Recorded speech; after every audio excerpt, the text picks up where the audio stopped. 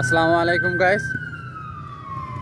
অনেক কল্পনার পরে আলহামদুলিল্লাহ মালয়েশিয়াতে যে আবার কলিং ভিসা, সেই কলিং ভিসাটা আবারও খুলতে যাচ্ছে।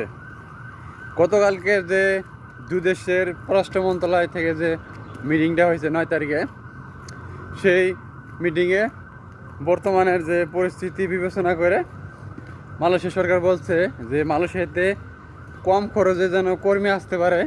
আসলে বাংলাদেশের যে বৈঠকটা হয়েছে সেই বৈঠকে আসলে কথাগুলো তুলে ধরছে।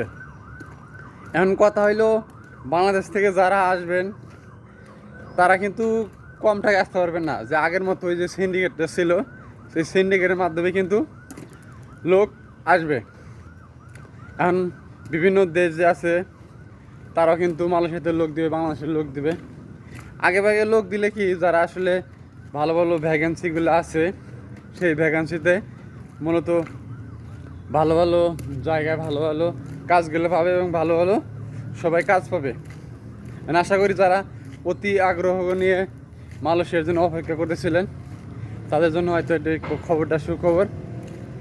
তবে অবশ্যই এখনও যে কোন এজেন্সি এবং কবে থেকে মেডিকেল শুরু হবে এটা কিন্তু এখনও জানা হয় নাই। আপাতত যে প্রসেসিংটা খোলার যে প্রসেসিং সেটা কিন্তু 9 তারিখ থেকে খুলে গেছে।